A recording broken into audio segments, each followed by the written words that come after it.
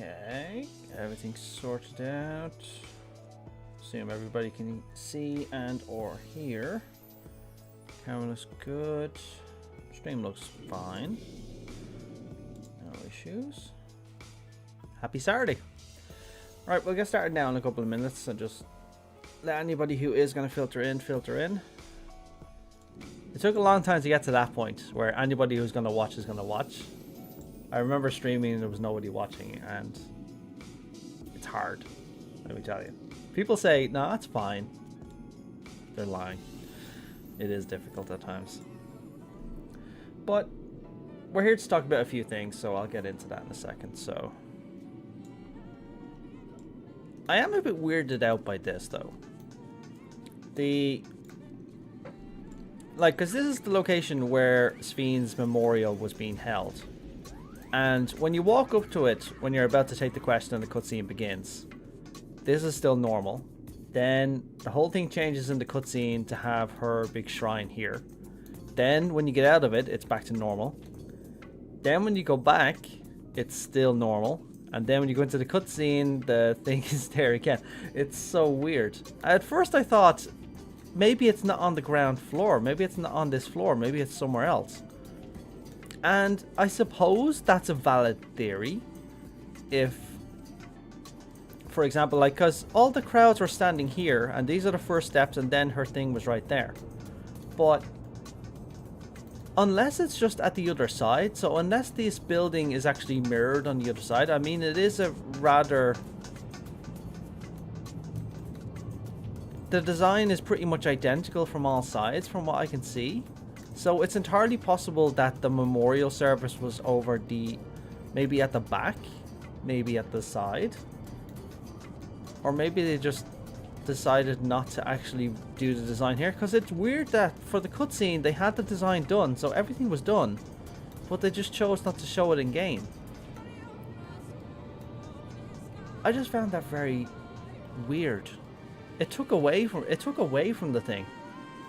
I don't think it's a bug. Although it's entirely plausible it could be a bug. I mean, granted, maybe they didn't want to get rid of this, but there's only a certain amount of people who will actually know how to read this. I only know how to read this is because somebody explained to me exactly what this is. So I think that's information, and then that's soul play. But yeah, I can't really read, like, that's not even Eorzean. That's the proto, I can't remember what it's, the proto language. So even if you read Eorzean, you'd look at that just going, oh wait, I can't fully read that.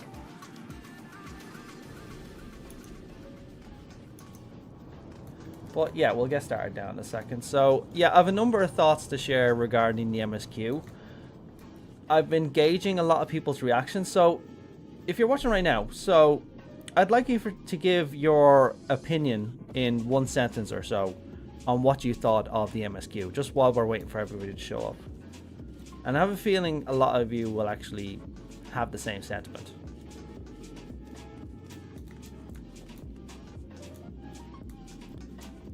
But yeah, it is weird. Just there's nothing happening. It's just like everything's back to the status quo. It just weirds me out. That's stuff that breaks my immersion. I mean, it happens in the MSQ all the time. Like it happened in Dawn Trail a number of times. Like, there was big events that would happen and then all of a sudden everything would go back to normal. But I expected that to stick around, considering we were actually involved in the whole thing.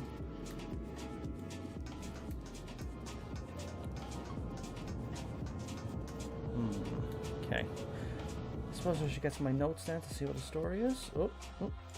Notes there. That's my Dawn Trail stuffy stuff. Steam notes. There we go. So yeah, I still record all of the MSQ dialogue. Mainly it's good for mining back, like here's an interaction I will go into now in a few minutes, but I have other things that actually can talk about first. But we'll get back to that. So, let's see. Make sure it doesn't block the chat. There we go.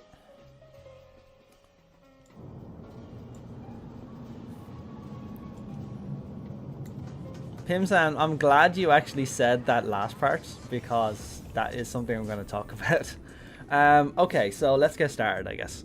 So, as I said, this is going to be a full theory sort of dive into the cliffhangers that we were left with for patch 7.1 Crossroads.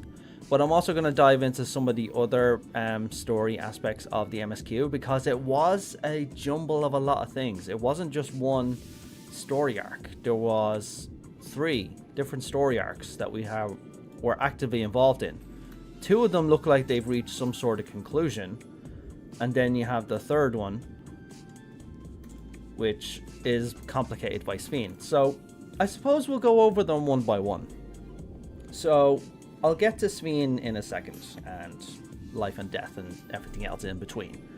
I suppose I'll start with Gulool Ja and his mother, Tessal Ja. I think that's how you pronounce her name, Tessal Ja. So, as you recall, Gulool Ja was contemplating what it means to die, like all the other citizens, so it's valid that we actually got his opinion on it as the now de facto leader of Everkeep. And we helped him to answer a question from his past, aka who his mother was, and the story of his mother was it was interesting. Like, I found it to be very interesting, but it wasn't what I expected it to be. It was very, very not atypical. And that was good. Like, the fact that it was just so unique. It wasn't a turn I saw coming. Because I've been wondering since Dawn Trail launched, like, who was his mother? Or is it entirely possible he was a clone of Cerillium? Like, we just didn't know the truth. And as it turns out, like, it's kind of half and half in between. So we got the answer in terms of, now we know who his mother is. However, we haven't met her. If she's alive, she's not in the picture at the moment. So if they're going to continue pursuing that, I'm not very certain. But it looks to me like they've driven that story arc to its conclusion. So I suppose I should get to the journal as well. Just mainly so I can go over this with the cutscene right in front of my face. Makes things easier.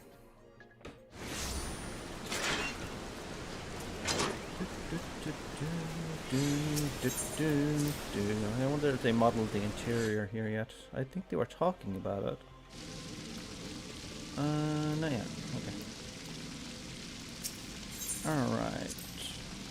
I really need to do my private chambers a bit more, but I mainly just do it just so I can do this.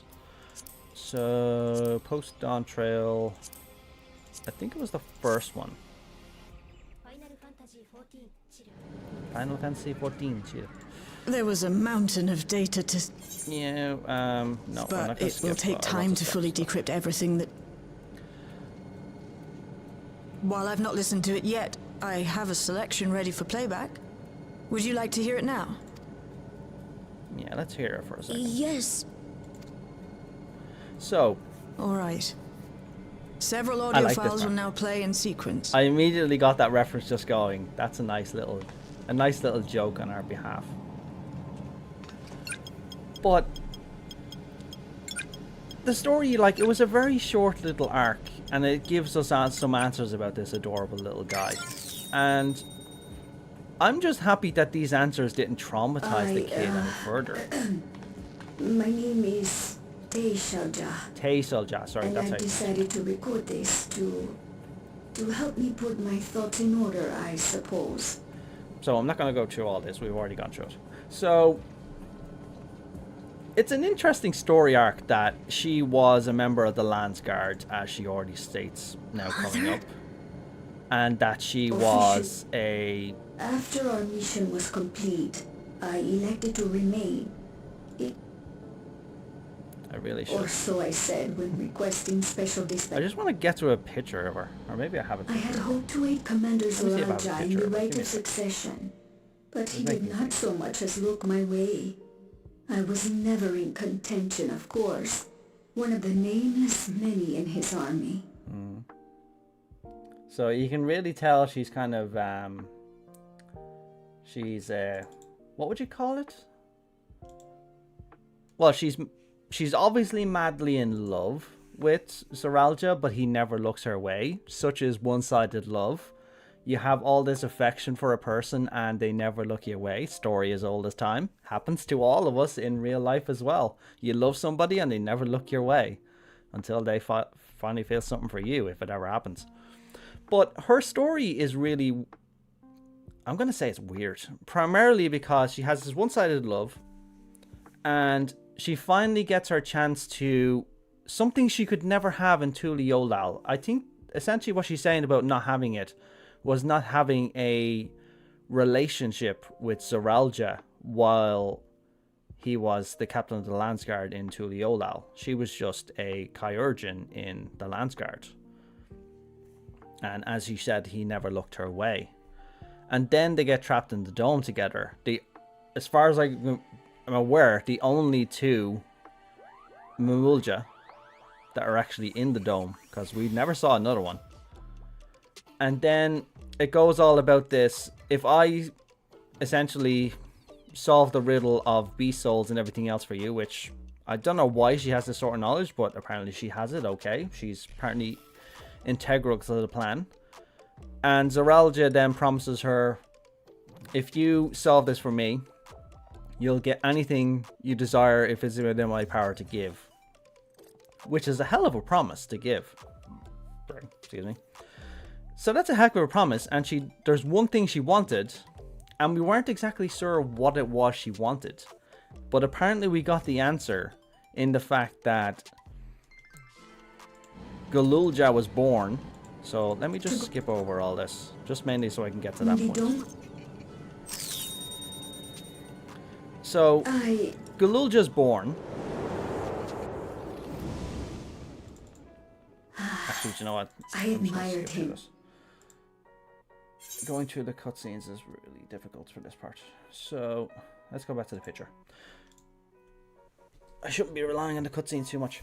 So she wants, as far as we're aware, she wants Cerillium. She wants his approval. She wants him to be looking in her direction. And she wants, apparently, to be in a relationship with Cerillium. So after whatever this work is completed, she gets her wish. And whatever this wish was ended up producing Gulool. But we don't know exactly what she asked for, because Cerillium was shocked to find out that she had a child. The child was blue, and he's like, he's your son. He's like, wait, what the hell? So we can only assume that her wish to be granted was either a DNA sample that she could use some Alexandrian ingenuity and technology to have a child, or B, I want to have an intimate encounter with you at a time of my own choosing, aka can you fertilize my egg please? Which I think the latter is more likely. So I think her wish in the end was, I want to have a night with you, and she ended up having a night. Because he didn't know he was going to be fertilizing an egg. Well, yeah, apparently they had this night. I'm going to assume they had this night. And it produced the egg. And the egg turned out to be Gulool.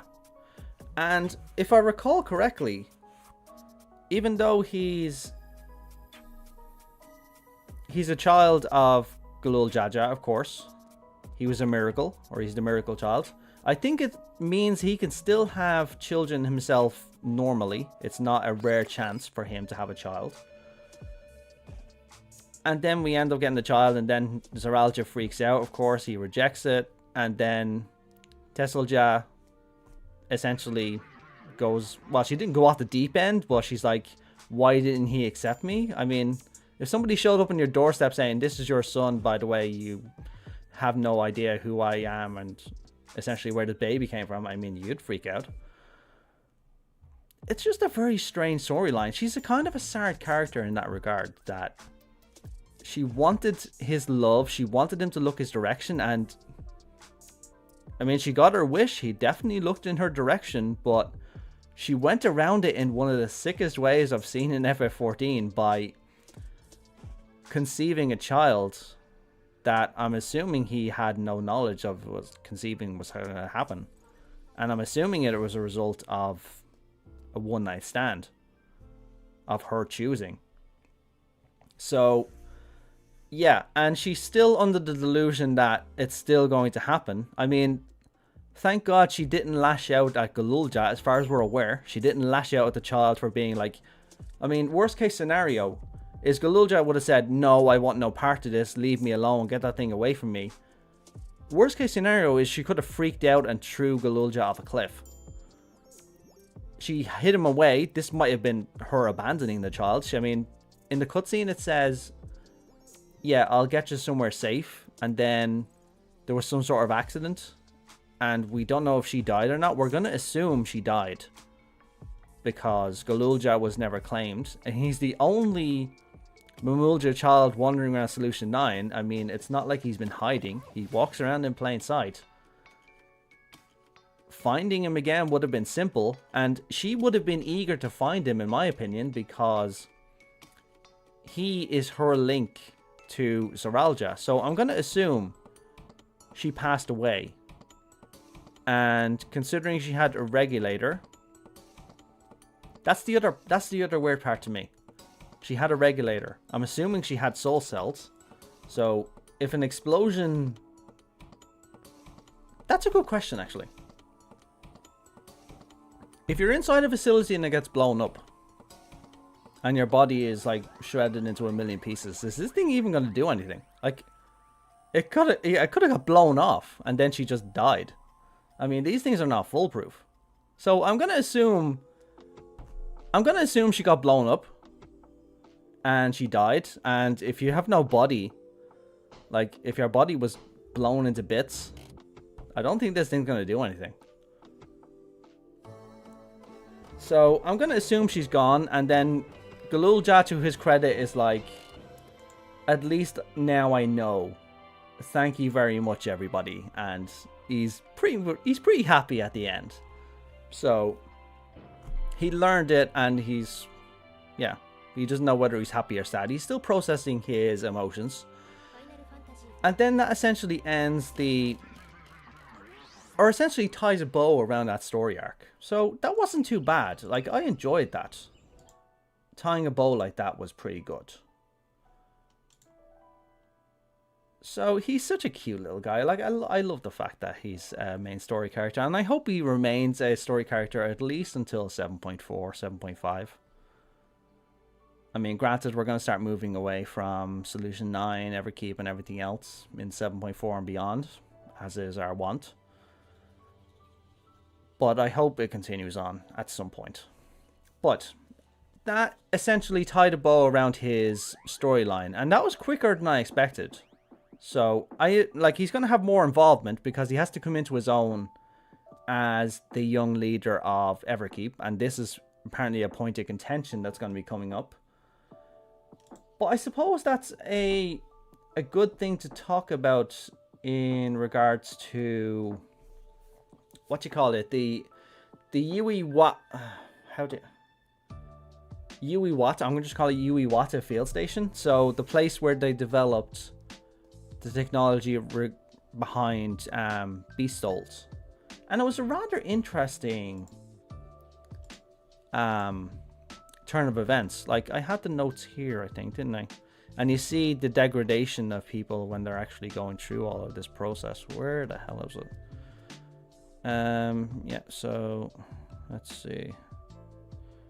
Yeah, so you have these test subject notes like they're recruiting volunteers for a new experiment. This person volunteers.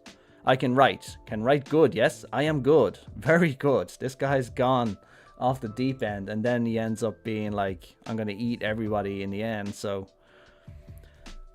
yeah, they went over a lot of speed bumps in order to develop Beast Soul technology, and how they ended up developing it was rather interesting as well. It wasn't a turn I expected, but I have a feeling that all of this is going to relate. Like, even though like it felt kind of disjointed at first when I was looking at this dungeon.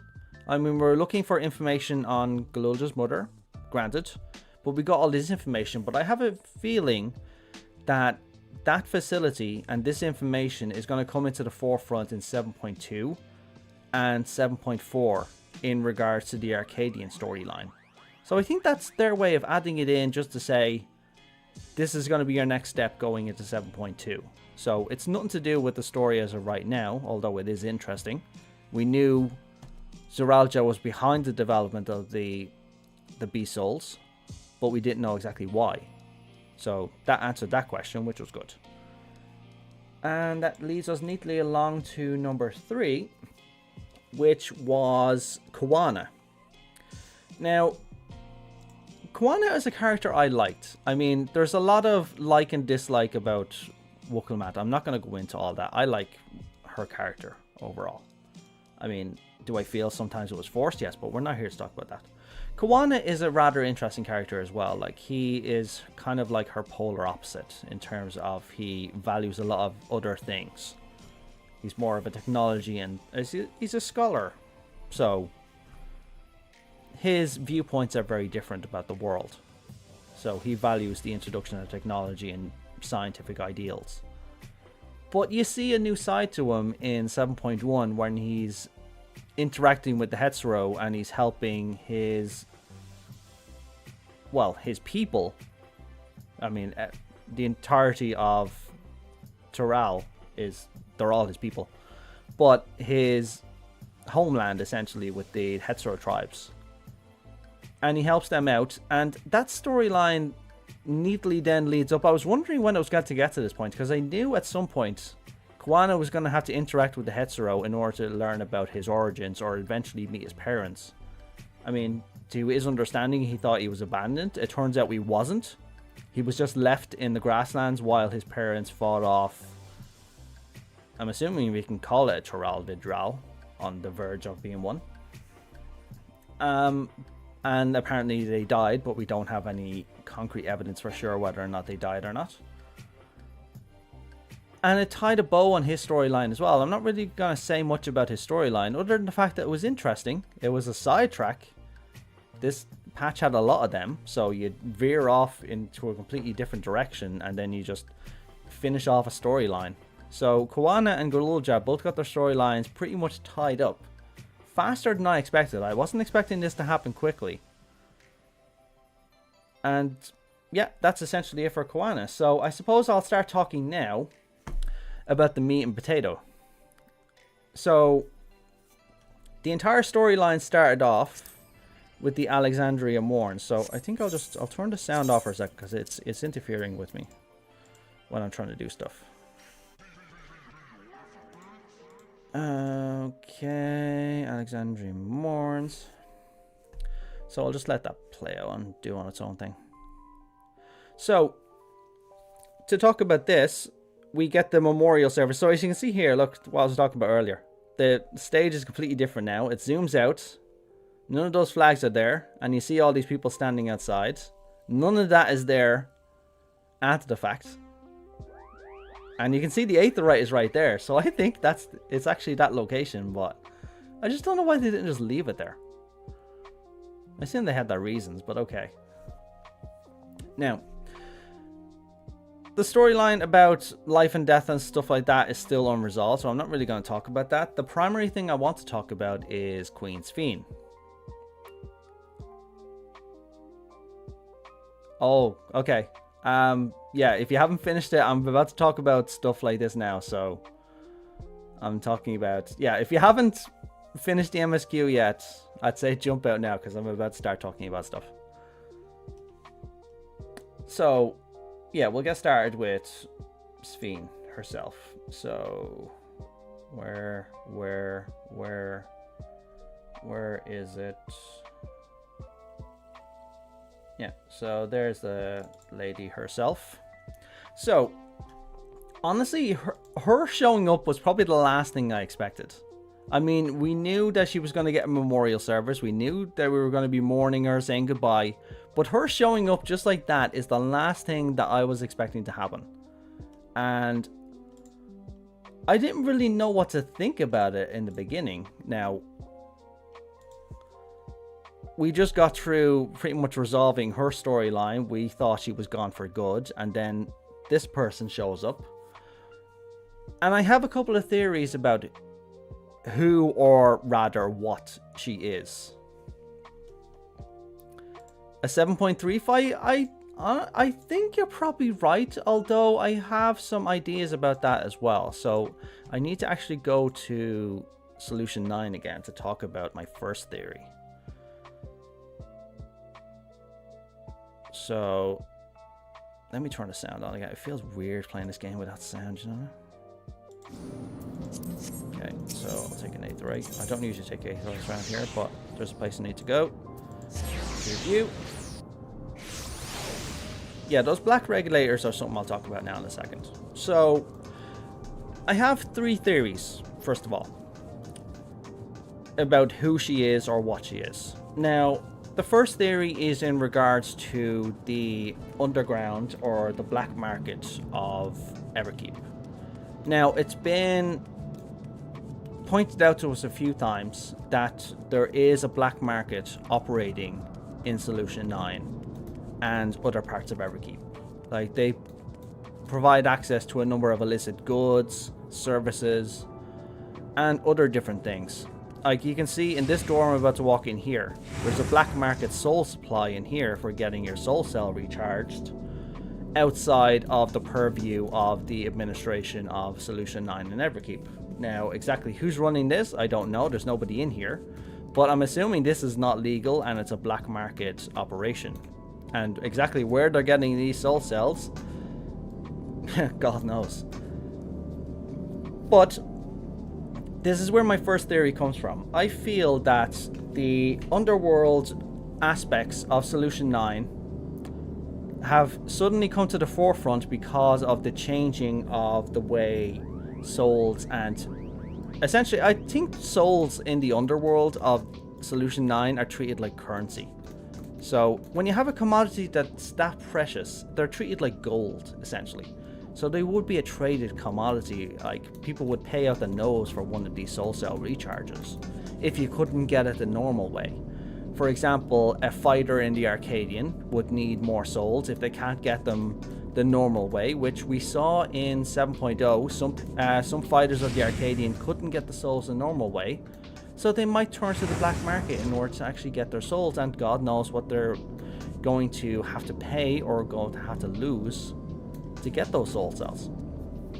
But this goes back to them. So there, in my opinion, for my first theory, is this underground element are the ones behind this Sphene's return.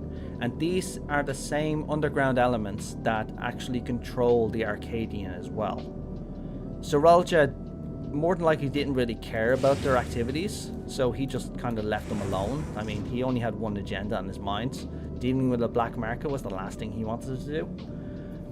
Now, the regulators in that regard, I think, play a key role. So the Neo regulators that we saw, there's apparently only going to be 5,000 of them for whatever reason why. I mean, we've seen there's literally tens of thousands of the standard regulators. How these regulators differ, we don't exactly know, but I'll get to that in a second. But I feel that maybe the underground elements want to get more Aether, because Aether is now getting scarce. They're not harvesting souls anymore. So they wanted another way of getting this commodity. So they're deciding to harvest the souls and the Aether from the ordinary citizens in order to line their own pockets, essentially. It's not a theory that fully holds weight with me because they're doing it in broad daylight, which is counterintuitive to a black market underground organization. They kind of want to stay behind the scenes. They don't want to stand out, and whatever this Sphene is doing and the organizers behind it are definitely standing out. Now, what was I saying there? So, I'll be getting to my other theory now in a second, Pimson, don't worry. It's one of the early theories I came up with. So I just need to look at my notes there. Most of my notes are actually the script I wrote for this video. So I was going to make this an entire video, and I said, you know what, I'm not making it a video. I'll just do a stream. But now I'm having to say it all out at the same time. It's just... But yeah. this could be one of the theories for it. It could be that this underground element is the primary architect, which is why you had this Sphene acting very weird. Like, for example, with that very suspicious smile of hers as well, just going, "Heh, you fell for it." But yeah, that's theory number one. Not a theory that fully holds weight for me, but my second theory is my primary theory. Now, my second theory is to do with preservation, which is the shadowy, behind-the-scenes organization that had, well, essentially created the terminal and regulator technology in order to preserve the people of Alexandria after the storm surge and everything else. So they essentially created all the technology that goes into the creation of the Endless and the maintaining of the Endless themselves. And we haven't seen preservation at all come into the story yet. We've heard mention of them numerous times. So they've been mentioned dozens of times in 7.0 and they've been mentioned afterwards. But we haven't seen any sign of them since these mentions have actually come up. But I feel that this is their time essentially to come to the forefront. And there's a valid reason as to why they're doing this as well. I can never get my thoughts straight, so I'm keeping to look at my notes here. So, yeah. So essentially, preservation's plan was to preserve the people of Alexandria. Did the music stop? It did. Hang on, one sec. Don't want it to be too high. There we go. So yeah, preservation's primary duty is to preserve the people of Alexandria and their memories through whatever means necessary. And through whatever means necessary essentially means if we have to drain an entire world of its souls and aether and murder millions in order to support our people, we'll do it. So they're willing to go to any length to achieve these goals. And I feel that now that the status quo has changed, that Sphene is gone, that living memory is now shut down and the key is no longer in their possession, they feel that they have to introduce a new system in order to preserve the people of Alexandria still. So they're looking on just going, the people of Alexandria are really suffering now that they remember what death is and they're coming to terms with it again. But it's also a form of control. So this system that has existed in Alexandria for thousands of years has been a form of society control. And it keeps preservation in a degree of power. But now that the system is gone, they have lost their grip on power. So now they're coming to the forefront in order to try and regain that power and regain a grip over Everkeep and the people of Alexandria. And essentially how they're doing this is by creating a new system. Now, we don't know anything about preservation at all, aside from just the standard stuff that we've heard about them and their history.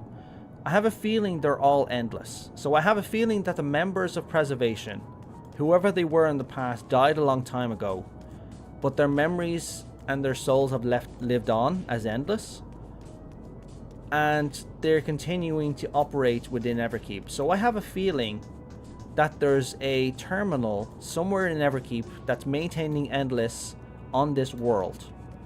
And that's what preservation is. So preservation has maintained the same organizational structure since the beginning because all of its members are now endless. We've seen that other former members of preservation got turned into endless as well. Case in point, Kryle's parents were a prime example. And preservation is trying to they're trying to maintain a status quo within Everkeep, but they're also trying to live up to their mission mandate, which is preserving the people, which is why they came along with this new system. Now, as for why they're using Sphene, or rather Sphene's image, do I think this is actually Sphene? No, I don't think it is Sphene at all. I think this is a fake creation, either based upon or using some of her memories that were still active or archived. And the reason they're doing that is because the people of Alexandria don't know who preservation is. The only people who know who preservation is are certain endless that used to exist who no longer do, Kryle's parents being a prime example, and underground organizations such as Oblivion. nobody else knows who Preservation is. Like, if you asked a random person on the street who Preservation is, they'd be like, who? Are you trying to preserve some food or something? Is that Preservation you're talking about? So nobody knows who they are. So they have no real authority over anything now that Sphene is gone. So in order to give themselves a... Well, in order to make their plan work, which is introducing these new regulators for some reason and introducing a new system, they needed someone of authority, or at least the image of somebody of authority, in order to push their agenda forward, which is why they recreated this Queen Sphene. So they're appealing to the masses in order to gain popular opinion over the people of Everkeep and Alexandria in order to make their goal, well, drive their goal to fruition, essentially. So that's the reason that we see her walking around pushing their agenda, pushing the neo-regulators in order for their plan to succeed, rather. Oh, my throat is getting dry. Now, I feel like Preservation is trying to preserve something else other than Alexandrian citizens in the Endless. It might entirely be that they're trying to preserve themselves.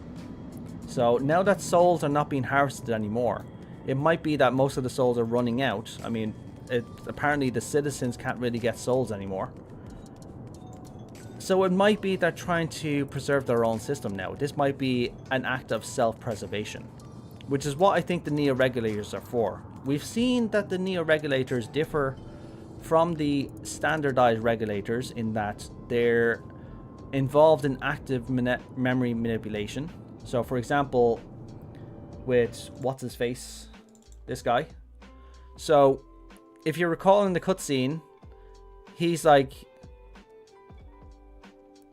so he's like, oh, hello again, what's up? And it's like, you can see Queen Sphene is talking to her people, and then he looks at the memorial and he's just like... And then his regulator activates, and it overrides his memories of exactly why that memorial was there in the first place. But it's only happening with these neo-regulators. The other people with the regulators, I think, are just too traumatized to actually figure out exactly what's going on. So there's active memory manipulation in progress to essentially override people's memories to make them believe that Queen Sphene is okay and everything's fine. I mean, if they can remove people's memories, putting them in should be a relatively simple process as well, which is what these regulators are essentially for. Now, I believe that in the coming patches of 7.2 and 7.3, it's going to be a battle of us versus Preservation. So I have a feeling that we're going to start investigating all this alongside a certain mystery character who I'm going to talk about in a few minutes.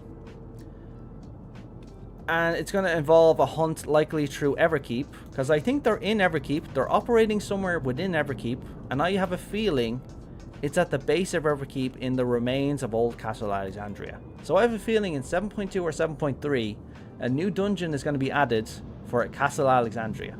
So I have a feeling that's where we're going. And I have a feeling that Preservation have a terminal similar to the Meso terminal located in Castle Alexandria at the base of Everkeep. And this is what is keeping Preservation active as Endless, but is also going to turn the citizens around that have neo-regulators into Endless as well. Now, there's a bit of dialogue here I want to actually go over with you as well. So, we need to go back to Sphene's dialogue here. No, that's the Hetsu. Nope. Sphene, there we go. Nope, that's... where is it? Yeah, there we go. Where is our dialogue about this? There was a part of it that I wasn't really... It struck me as interesting. Let's just say that. Let's see. There we go. There, that's the dialogue I'm looking for. So, yeah, Keel, you're correct. Oh, you want to think they're creating a primal? It might be, actually, so they can manipulate memories in order to summon a primal. Although, knowledge of primal summoning is something more of an Eorzean thing. It's not, even the Teralis don't really know what primal summoning is. So they would have to get it somewhere, which we'll go into my theory now in a second. But I want you to have a look at this dialogue real quick. So, all of us shall be made endless. I've created a new system, which is essentially using preservation's system for supporting themselves, that allows you to transplant your memories directly into an ethereal vessel, one not reliant upon soul cells. So think about that for a second. Allows you to transplant your memories directly into an ethereal vessel, one not reliant upon soul cells. Now, when I read that first, I immediately thought about the endless that were located in living memory, because they were essentially ethereal vessels.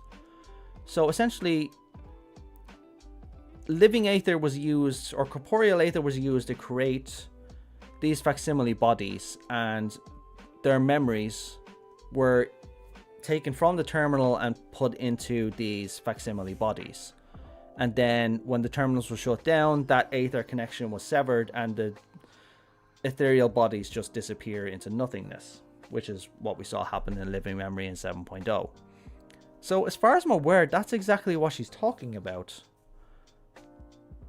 Because I don't think the people of Alexandria know exactly the process of what endless are. I mean, I think they're aware of what endless, or what the term endless is, but I don't think they know the exact science behind it or exactly how they live in living memory. I don't think they go to visit their relatives, if you get my meaning. So I'm assuming that's what they mean, but it also got me thinking, what if they were planning to transplant the people's memories and their consciousnesses and their souls within ethereal vessels of malicious intent? Maybe the creation of a brand new army, not a machine army. Perhaps they hijacked one of Zeralja's old plans for creating a beast army, because it did touch upon that in the research station.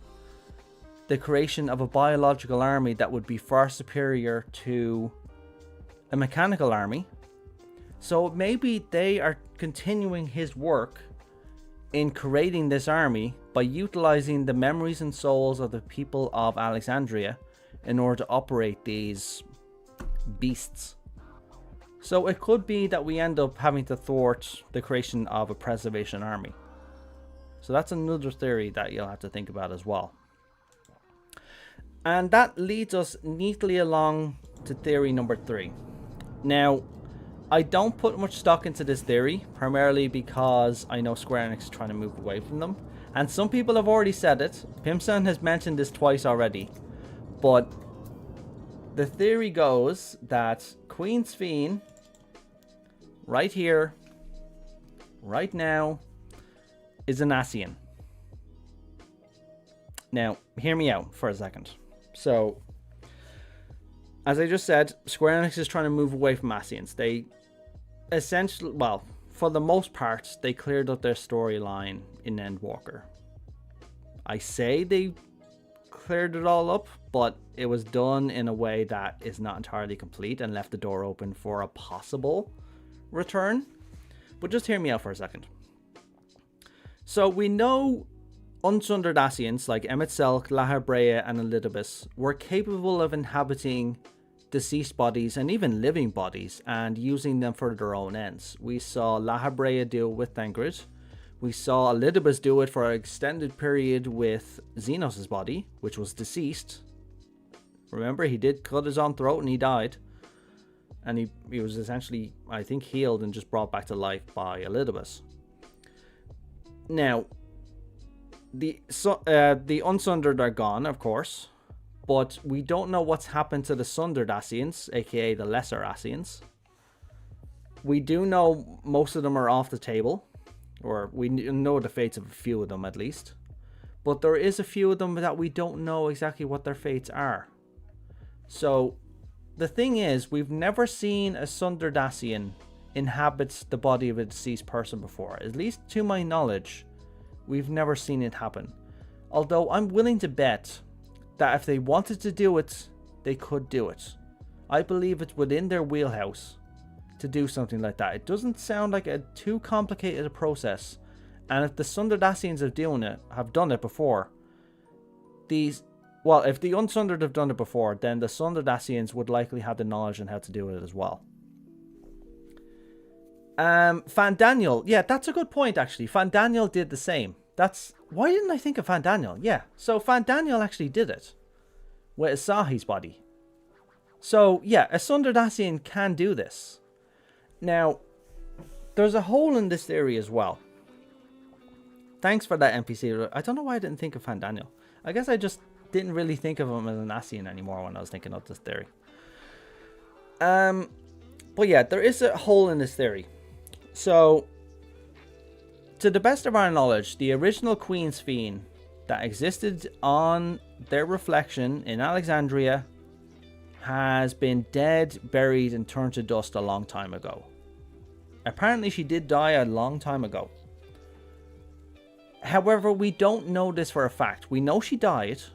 We know she had her soul and her memory backed up and preserved with preservation, which is what gave birth to the Sphene that we knew in 7.0.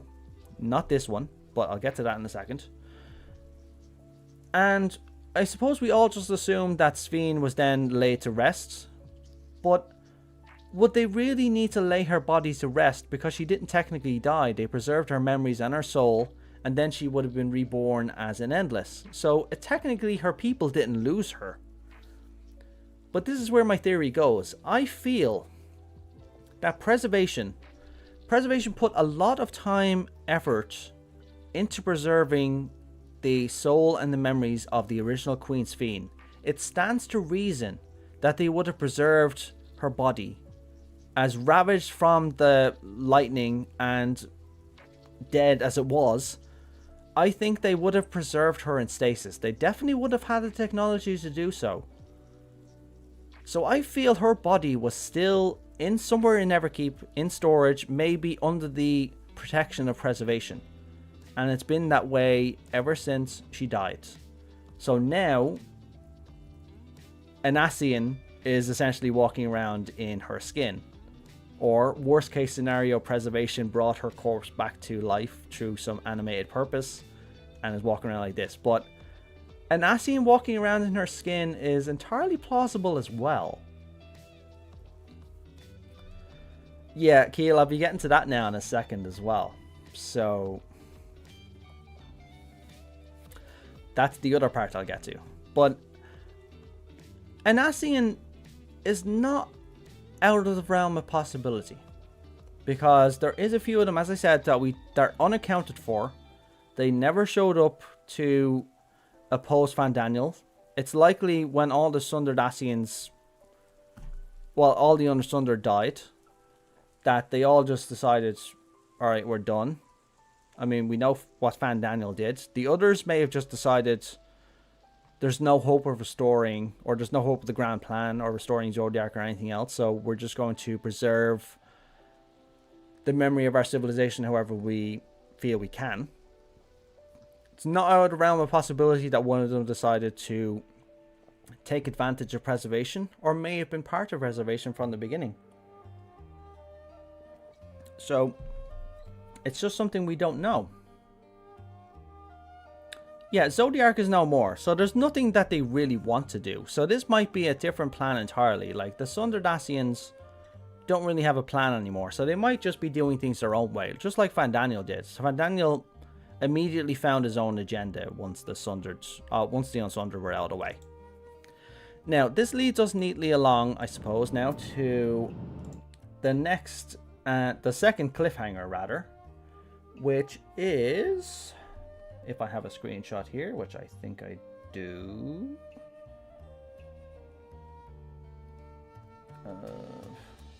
You know what? I had a video as well, because I recorded all this as well. So let me just open the video. Give me a second. I recorded all this in preparation for making a video as well. So let me just open this up.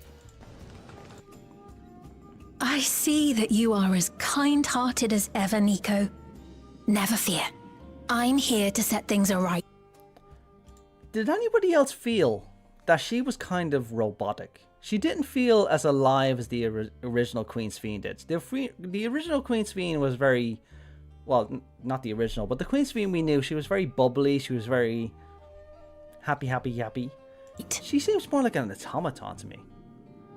Which is kind of hinting at her not being the actual Queen Sphene and being somebody else entirely, which, yeah, very ChatGPT, exactly. Like, some parts of it are real, some parts are not. But it could be hinting to the Ascian thing, or just the outside influence as well, that it's not actually the person who we're actually thinking it is. It's just somebody wearing their skin. But I'll get to the other theory now, which is...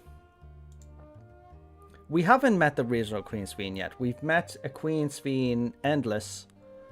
But this is where I'm getting to something now, Severino. So, the second cliffhanger, which is this one right here. Now, listen to it for a second. Oh, where am I?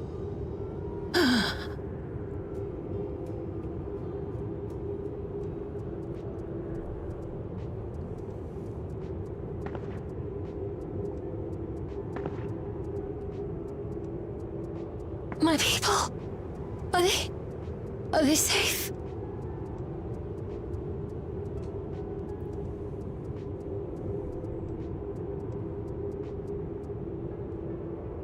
Why am I...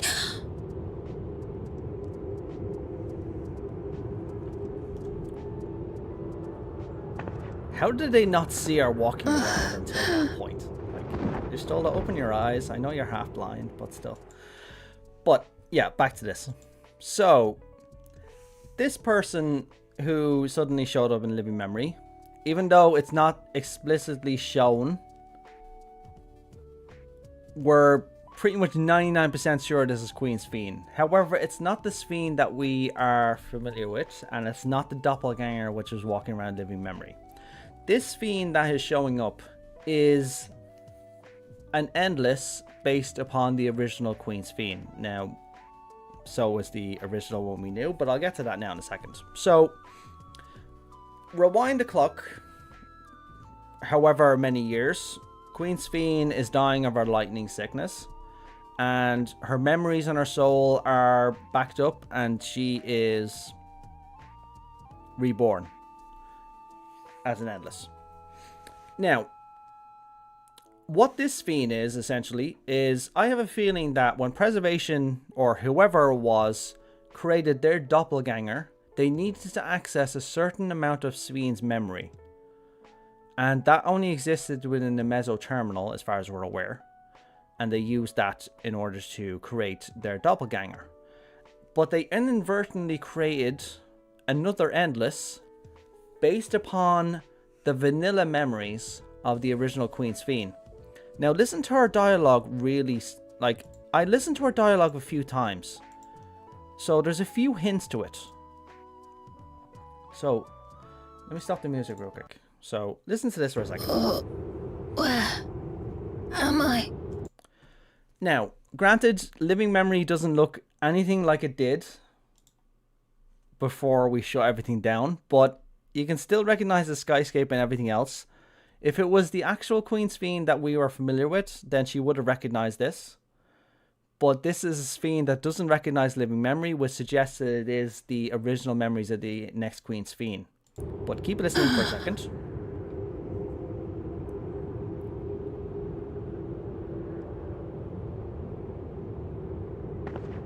So she's disoriented, looking around.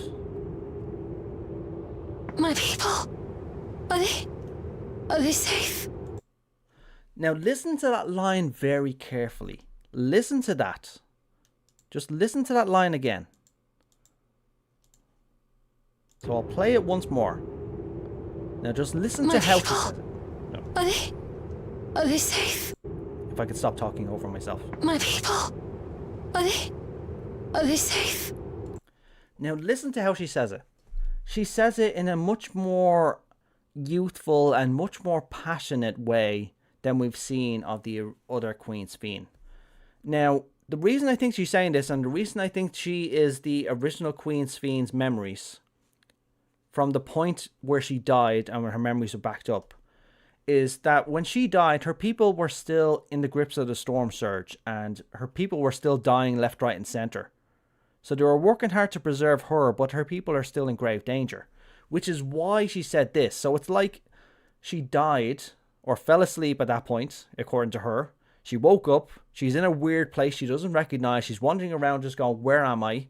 My people, are they safe? The first thing that would come to mind is her people, because she knows her people are in danger. So she still thinks she's back in the past during the storm surge. And then she finishes off with her dialogue of... What was the last line again? It was, what am I? Why am... That's it. Why am I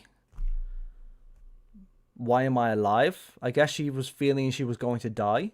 I mean, we don't know exactly what the situation was in terms of her having her memories and her soul backed up and being reborn.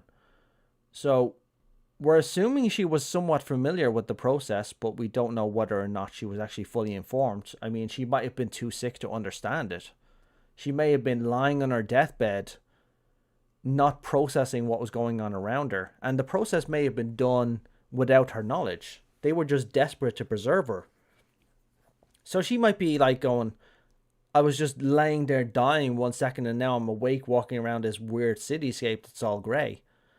So why am I here? So in answer to this, as some people have already said, this is the original Queen Sphene's memories. So this is the memories of her after they were preserved and nothing has happened yet. So this is what the original Queen Sphene that we... Well, not the original Queen Sphene, but this is what the Queen Sphene that we are familiar with would have gone through the moment her Endless was created. So she would have woke up just going, what's happening? Where am I? Are my people okay? Why am I here? And preservation would be like, we preserved your soul and we preserved your memory. So this may be a Endless with those original memories walking around. Don't forget that this might be an after effect of the processes of that Queen Sphene that we are familiar with, erasing everything that she knew in order to focus on her duty. It might be an after effect of that. We do know that her sense of self kind of came back towards the end before she disappeared. But this might just be a recreation of Endless Queen Sphene from back during the storm surge. Now, the reason I can say this, I'll put the music back on, is we know that multiple versions of a person's personality can exist at the same time. Otis is a great example of this. So Otis was essentially the beta tester. He was the one who volunteered to have the experiment done on him in order to see if memory preservation would actually work. He was her knight. Of course he would do it for her. And the process was largely successful, but he was the first generation. So his soul and his memory were backed up or preserved, and they were placed within a robotic shell, which is the Otis Valona that we knew. However, we also know that his memories were backed up in living memory in the Tomorrowland terminal, and we saw him walking around, but before he'd actually met us or without any memory of being a robot. So he is the Otis who originally sacrificed himself in order to test the process that would ensure Queen Sphene's preservation. So we know there's multiple versions of the same being. So this might be the same thing. This might have been a backup of Queen Sphene's memories that has been brought back to life either by accident or by design due to the creation of the doppelganger Sphene that we see walking around Solution 9. So I have a feeling that this character is going to be very innocent looking. She's going to look a lot like the Sphene that we knew, but she might be a bit... Well, she's going to be more innocent, I think. And she's going to be a bit traumatized, I have a feeling. But she may have a lot of answers to give us regarding what is happening with the doppelganger that's walking around. And maybe she has some information about preservation, but we can't know that for certain, because she seems very disoriented there. This might just be disorientation. So we just don't know.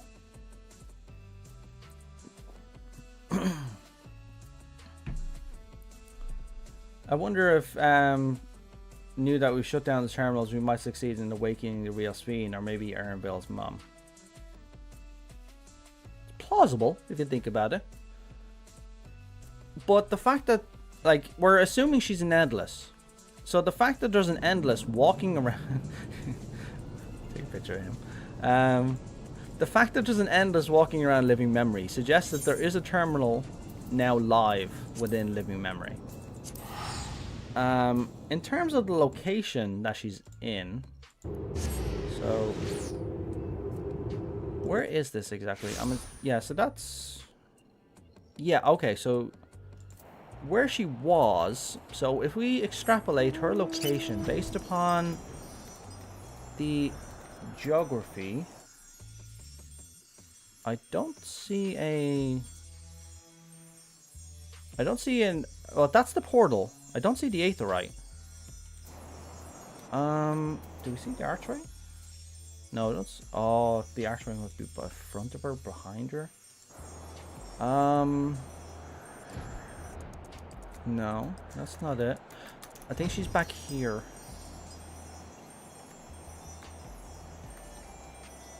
So, yeah, extrapolating all... Yeah, that kind of looks better. Yeah, because this is the only way she could really walk to. So, essentially, this... Yeah, she's walking away from the Meso Terminal, which is significant because this is where Queen Sphene's memories were located. So she's walking away from this. Yeah, so that's the picture. Yeah, so everything's in the way. And Shale and your Solar are walking around here. And Sphene is walking out of the Meso Terminal, which suggests that it definitely is Sphene because of the memories. And the pathway looks like DNA. Yeah, I noticed that as well, actually. But this pathway has always been a big interest to me, but the fact that it does look like a DNA chain is actually really cool as well. But I think it is... I think there is a lot to take in the regards to her being the original Queen Sphene. And it's going to be interesting as well because we get access to the original person. The person who doesn't have... Well, I say person... Well, they are people technically. But we get access to the Queen Sphene Endless that doesn't have the baggage of having to try and protect the people for so many years and preserve the Endless for so long. So she might not have any knowledge about the Endless. And she wouldn't have the emotional baggage or the burden on her shoulders. So she might have a completely different personality. And we noticed in her lines of dialogue that she did actually have a lot more... There was a lot more... How would I say it? There was a lot more soul into her dialogue than we felt with the other Queen Sphene. The other Queen Sphene, she kind of felt like a granny in a young body. This one just feels like a young girl. That's what she sounds like to me. She sounds like a young girl full of life. And she's like, why am I here? What's going on? What's happening? But I think the thing that peeves me now is we're going to have to wait months to find out. Which is kind of annoying. A lot of people have actually had this. So I don't know if everybody feels the same. But the fact that the main story quest veered off course twice. First with Gulool and second with Koana. A lot of people felt that these cliffhangers were annoying because they were hoping to get some story gears turning, and to be honest, some of them did, but it felt like they were focusing on everything else except the two cliffhangers. So the cliffhanger happened, and then we got a bit of dialogue back in the back room, and then we're like, okay, that's that then. And then you got this Sphene walking out of the Meso Terminal, walking around, and we don't know who she is. And now we're left with like a 4 or 5 month wait until we can find out again. Which is annoying. And a lot of people have been saying, some of my friends have been saying, why did they end it like that? So a lot of people were peeved about that.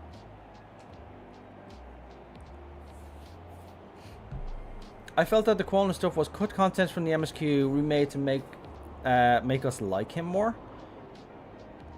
Possibly. It does sound like something that would have come up. Yeah, to be honest, it sounds like something that would have came up during the trials. Do you know that? During the Rite of Succession. It sounds like something that would have fit much better into the Rite of Succession. Him learning about his past during the rites and making him a much more relatable character. I mean, it was a nice story. I like him. I do like Koana. But all these twists and turns in the main story, when we're trying to focus on something specific, which was everything happening in Solution 9, just felt a bit weird. But I'm hoping that 7.2 and 7.3 will be much more focused and entirely focused on this situation and exactly who was behind it and why. So I'm hopeful for that, but I'm also not holding my breath as much as I shouldn't hold my breath too long, but I have been bitten before. Now, is there anything else I wanted to actually talk about? Because those are the main theories. Yeah, a lot of people felt the same way as you. They felt that it was a bit out of place. And the reason I'm making this video now is because with this long between content, it's going to annoy me not to talk about it, you know that? It's going to annoy me not to speculate about it.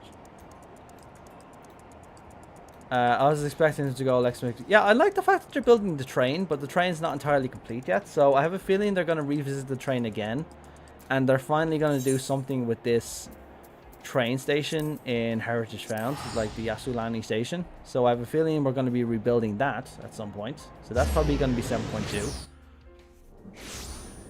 So connecting the two nations together finally. Because I think they have to walk through Vanguard right now in order to get what they're doing. Other than that, there's not really much else I need to talk about. My nose is getting very itchy. That tells me I've been talking too much, because when I talk too much, my nose gets itchy.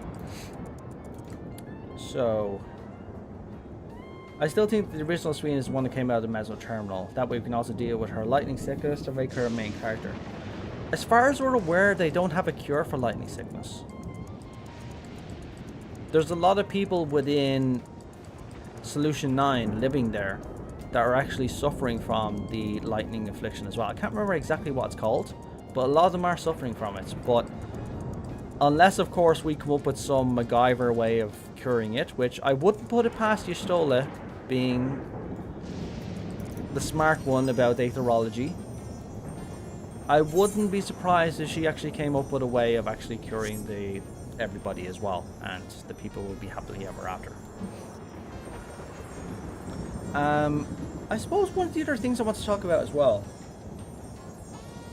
I don't know if you've done it yet, but the Pandemonium side quest, which acts as a full conclusion to the storyline of Pandemonium in Endwalker.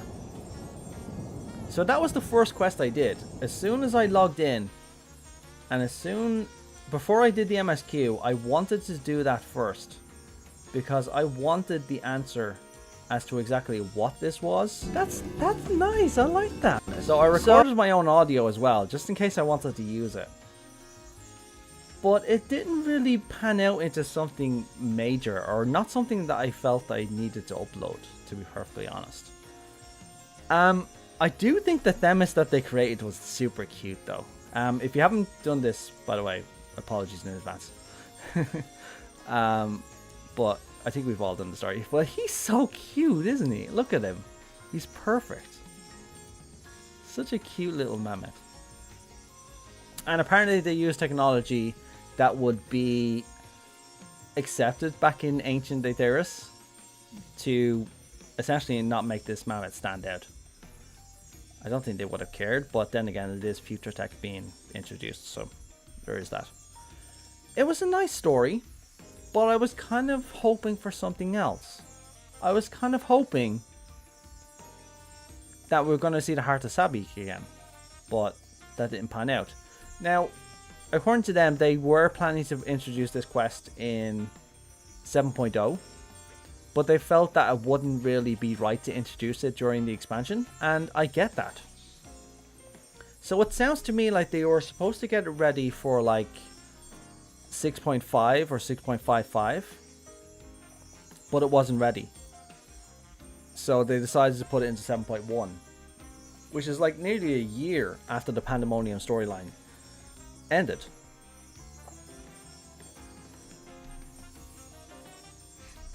Not many people are being born right now in Solution 9, which I imagine also creates problems. I don't know, actually, to be honest. I mean, you see plenty of children walking around, but I don't suppose maybe they weren't in as much of a hurry, but I can't really say for certain. It's not something that I've ever seen or ever saw come up. So I can't really say anything about birth control. We do know one child was born out of mysterious means, which was Gulool. I still want the answer to that. I've already given my theories as to what or why, but I'm just gonna weigh on the opinion that he asked, or she asked Cerillium as for her wish, which was a one-night stand on a day of her choosing, which is essentially to fertilize her egg. Or she took his DNA. I don't think he would have said yes to her taking his DNA. I think it was just a one-night stand. Do you think Necron will show up?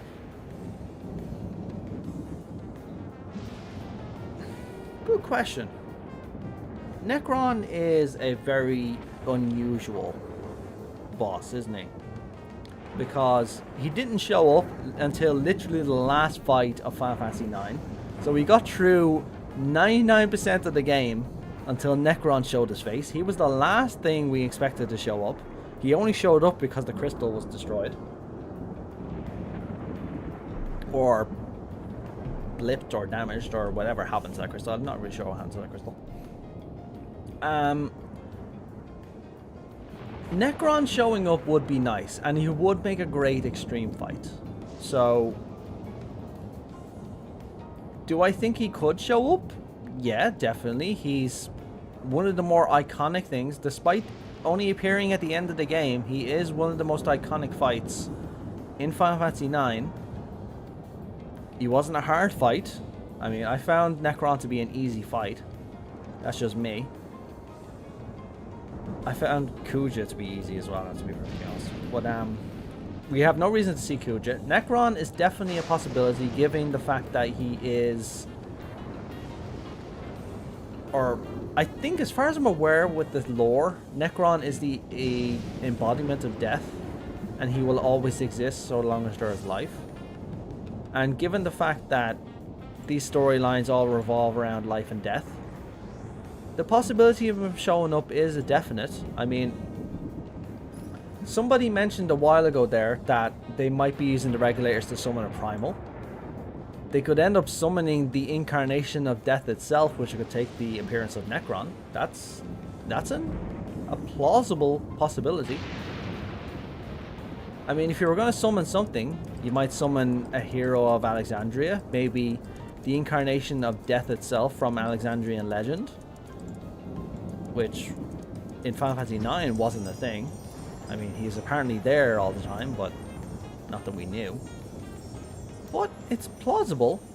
I mean, for a fight to show up like that, I definitely wonder.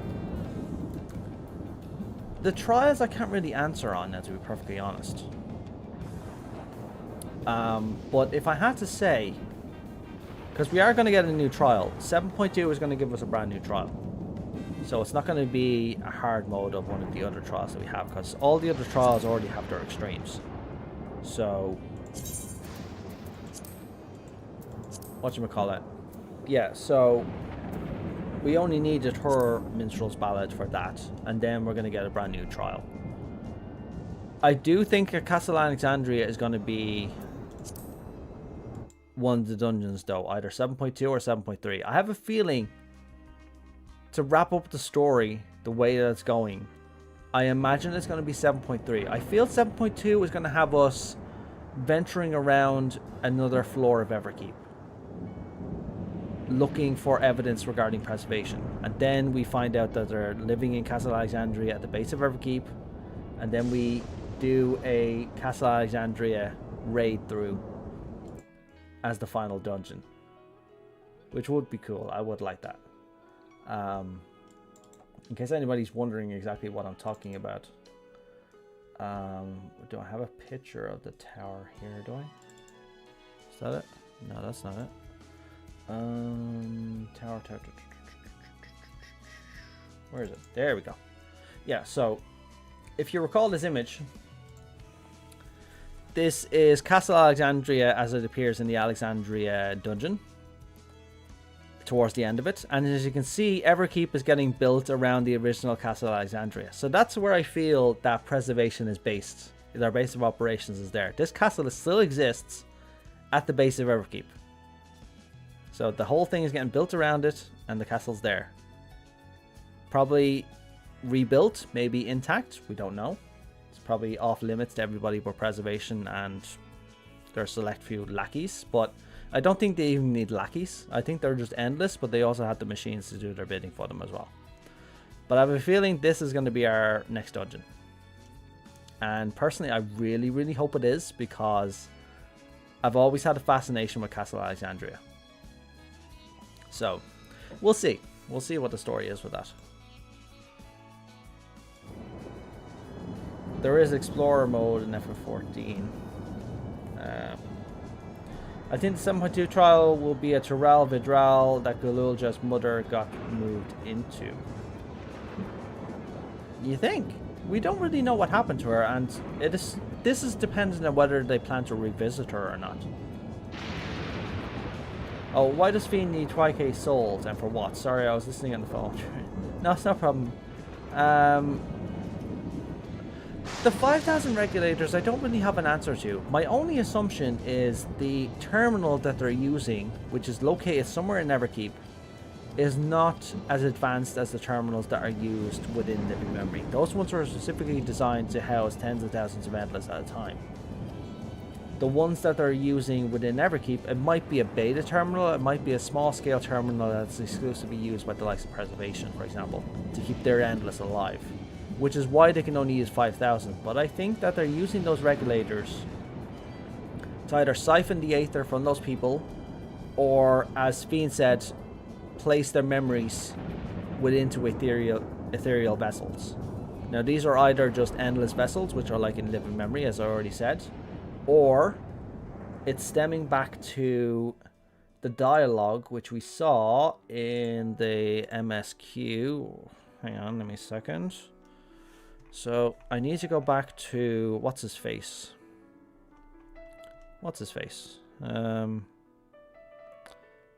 is it?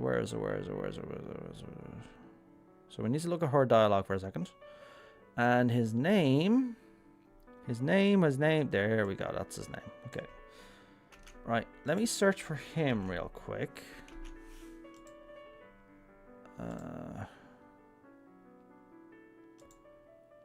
So I need to find the echo. There we go. That's the one. Okay. So we have an echo experience. And so, in order to prevent the breakdown of the individual, I instead seek to transfer their soul into the body of the beast. Okay. This would allow one to wield the power of a Tyrell Vidral. In theory, our initial experiments will involve lesser creatures, but in time I am confident we will be able to bring these, even the mightiest, under our control. And what becomes of those who offer their souls? As they won't be able to return to their original forms, we must consider them lost. But the sacrifice will be worthwhile. For the army you stand to gain will far surpass any composed of mechanical soldiers. Now, pay attention to that. Remember that the army that Cerillium ended up using was a mechanical army. So we know that there was an accident and something happened that might have caused this entire project to be abandoned or postponed, and Cerillium ended up using the mechanical army in order to attack Toliolal. Now, it's entirely possible that whoever is pulling the strings and is behind the Neo-Regulators is using them for this purpose, to create a beast army. So that they're using the souls of the people that are living in Alexandria in order to tame the beasts and create a biological army that will essentially give them power over Everkeep, and might be Tuliyola Attack 3.0. So that's an entirely plausible storyline that could end up happening, and it could be the reason that these nigger regulators exist in the first place. Something to think about. Is there another Tyrell Vidral? Possibly. But in the end, we don't know exactly what happened to the... We don't know what happened to the facility, and we don't know what happened to your man, the head scientist guy. All that we got... Where is it? Where is it? Yeah. We know some manner of accident happened at the facility after this was recorded. Perhaps your mother couldn't make it back to you. That's all we know. We just know an accident happened, but we don't know exactly what happened. Tie into Arcadian. That's correct, yeah. So it might be possible that all of these experiments led to, in the end, amounted to being able to utilize these souls for their own uses. So it might have been that they uncovered something different. So instead of creating these, putting these souls into beasts and having this beast army, instead they finally cracked the nut of being able to use beast souls within a person in order to grant them power. And as we know, there is definite side effects to that. But I feel that this will tie into Arcadian, as Keel just said there, because this might actually be the cure for... What is her name? I can't remember her name. But the one who's always after our soul. I can't remember her bloody name off the top of my head.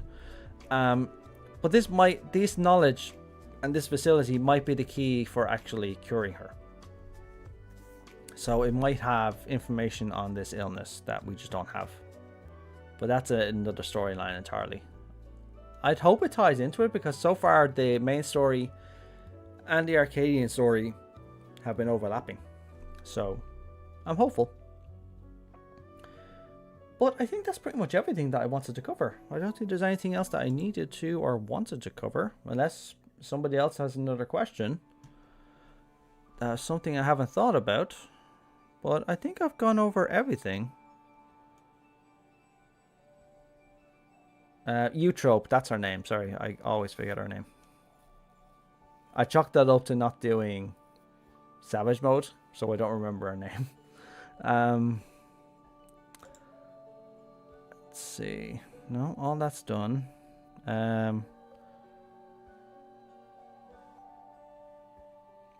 Yeah, so the after dialogue of the MSQ was, Shale said she left this machine running to process more of the data from the field station.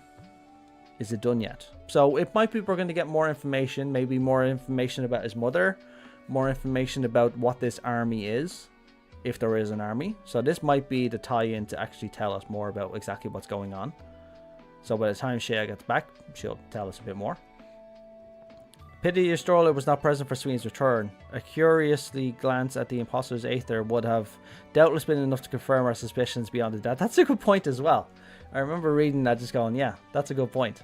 If Yestola would have looked at her, and I'm assuming Yestola is going to get her chance in 7.2 to look at this person and say, is this person an endless or are they not an endless? So it might be entirely plausible that they'll look at this person and go, it's a living person, but there's a different soul inside. So this might confirm, or Yestola will be able to confirm anyway, whether they're an endless or a corpse walking around. Near Regulators. I heard the idea came from the citizenry, but something doesn't sit right. We'll look into this. What do you think that means? I'll get to that in a second. I mean, one is putting beast souls into humans, which research notes talk about, and then later putting them into human souls into beasts. Yeah, so they're essentially trying to control the beast souls because they weren't able to put the beast souls within people in order to grant them strength. They could do it temporarily, which is, I think, the stopgap measure that they ended up coming up with. So everything that we saw in Arcadian and the other people we saw use beast souls like Cerillium could only do it as a temporary thing. So they'd have the power and then they'd lose it after a few seconds. Or not a few seconds, a few minutes. So I think that's a stopgap measure, but I think Cerillium was looking for something more permanent. This comment from Geo is interesting, isn't it? So, Regulators. I heard the idea came from the citizenry, but something doesn't sit right. We'll look into this.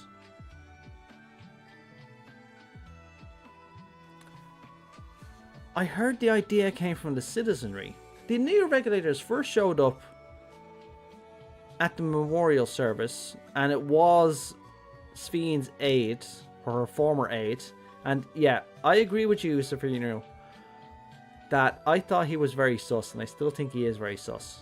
But the fact that his memories are getting manipulated as well is weird. I don't know if he's just a pawn being used for this purpose, but you never know. The idea came from the citizenry. I can't really make much of that. Though we have too little information to draw any useful conclusions as of yet, I dare say the Queen of Reason's behaviour henceforth will be illuminating. That's a good point as well, actually. That's something I forgot to bring up. So, whoever introduced this new Queen Sphene that showed up in Solution 9, think about this for a second. The authority, like, because this Sphene says, I am Sphene, Queen of Reason. It's fine that she says that, but that doesn't automatically give you the authority of the Queen of Reason. So let's not forget that the King of Resolve and the Queen of Reason rule together over Alexandria and Everkeep, although more of the power seems to reside with the King of Resolve. And the King of Resolve right now is Gulool. So Gulool is, for the most part, the ruler of Everkeep. Does this Queen Sphene that's walking around have any claim or any access to the authority of the Queen of Reason? I think the answer is no, because if she tries to do anything, she's not going to be able to do anything. Which again, I think is why she's going for popular approval with the people. So it's like with preservation. So without any power of their own, they're just seeking popular or people approval. So if you get the people on your side, that's a certain amount of power in and of itself. At the end of 7.0, she unlocked all checks on her authority. We don't know exactly what she meant by that though, did she? But in the end, like, it's not like somebody could just walk out dressed as Queen Sphene and just say, I have the authority to be the Queen of Reason. Although if you think about it, if this person that's been walking around this area was the original body of Queen Sphene, that could give her authority as the Queen of Reason. And Gulool, yeah, he inherited his father's authority as the King of Resolve. And the people have accepted that, and everybody else has accepted that. And it might be that if it is a physical body, as I said, that would give her the authority of the Queen of Reason. But we don't know that yet.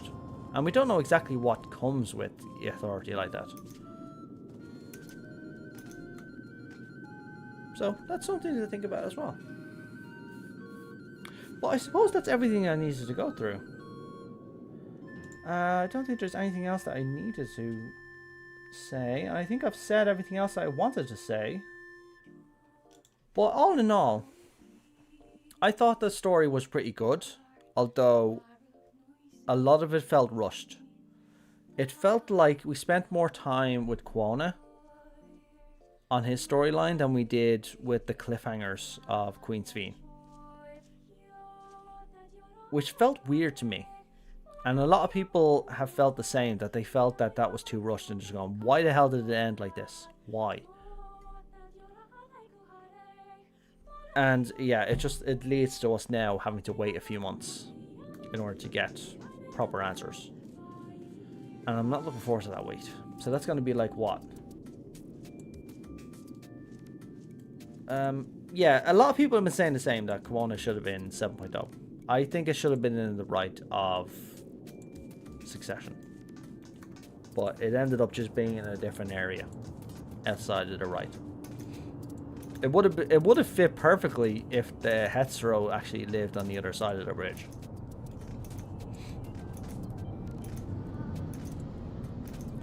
That's something else as well, actually, I've noticed. I've spent a lot of my time ever since 7.0 in the areas beyond the bridge. So, like, all the places I've been going to are here. And then, recently I've been visiting the Actel Basin. But for the other areas, I haven't been visiting them at all. I think I've jumped into them a couple of times, mainly to do fates and stuff, but for the most part, I haven't actually been visiting them. Aside from just doing research, which gave me an excuse. But other than that, as lovely as those areas are, I haven't had an excuse to visit them at all. Which, I suppose, in every expansion, it's the same. You don't really have a reason to go to the low-level areas.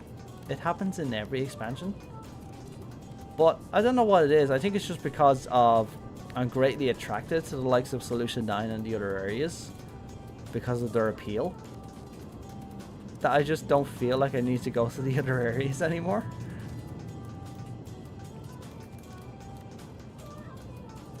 Make sure to visit Pris Wait, what? She's hanging out with the Moblins? Okay, now I have an excuse to go to the other areas. Where's the Moblins again? That's Urupaka, wasn't it? Was it here? I didn't know that. Hang on. Because I know they're... Wait, I thought they were walking around different areas. Okay, so I guess they're walking around... Oh, I'm in the wrong area, aren't I? No, that's the wrong area. It's Cosmo Uka, isn't it? Earthen Tsar, that's the one. Hanging out with the Moblins. That sounds like a prish thing to do, doesn't it? Where is she? I'm assuming she just walks in randomly, does she? Fish. Ah, there they are.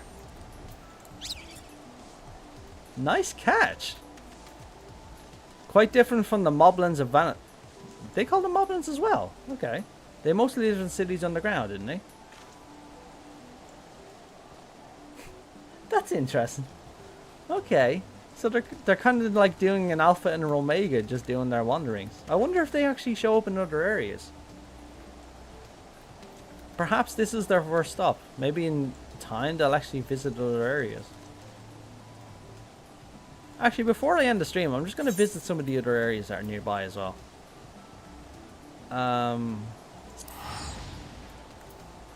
Would they show up 2 times in the same area? Let's try a different area. So, let's try, yeah, Yaktal sounds like an 11 area, isn't it? It kind of feels like an 11 forest. Are they here? Oh, I like those wings. I want those wings. Oh, there they are, look! So that's 2 places they're in. I believe selling them was quite lucrative after they were used for foraging? Okay. So they're showing up all over the gaff. I assume they're in Tuliolal as well, do you know that? Alright, I'm interested now. I want to find out any more. I assume they've gone to Mamuk to visit the other people again. I kind of want to chase them all down now. They seem to be hanging around at the start, so...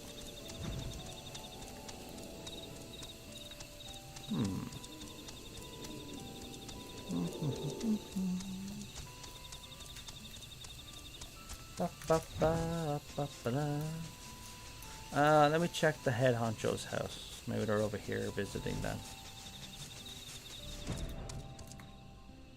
Nope. Maybe up on the altar? Where's the altar again? Oh, sorry. Fly through the streets.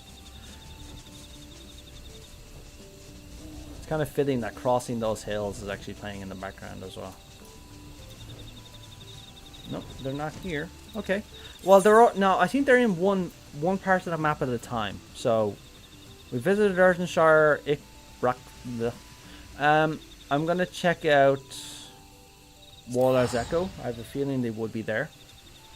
Although they might be hanging out with the Pelu Pelu.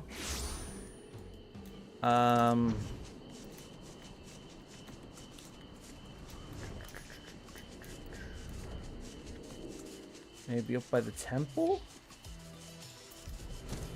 Nope. Okay. Down here? I do like the Yokuis, you know that?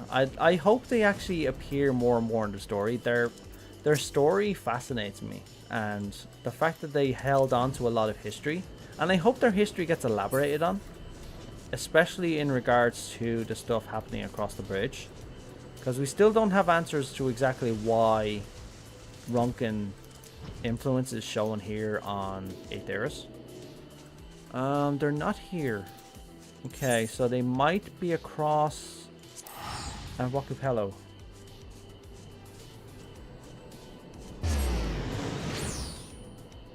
Wakupelo? Are they hanging out with the Pelu Pelu? Maybe comparing them to Taru Tarus?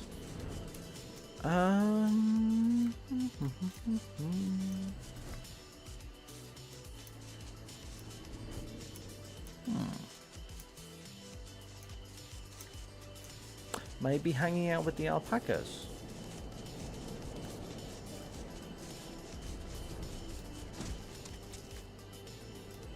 Shiny.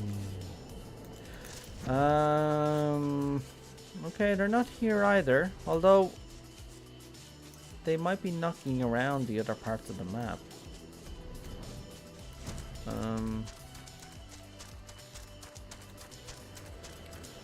They actually might change positions then in 7.2, because we're not going to interact with them until 7.3, don't forget. So maybe in 7.2 they'll start interacting with other areas. Just to finish off though, I will try checking out... Would they have crossed the bridge? I'll try, just to see if they crossed the bridge. I don't think they're going to go into the dome. I don't think they'll be allowed. But they might be visiting this in Shaloni. The wild, wild west where all the people with the American accents hang out. Alright, I have a question as well. I know a lot of you are Americans as well. But the accents that ended up happening here, do they feel authentic to you? Because I don't know that many Americans.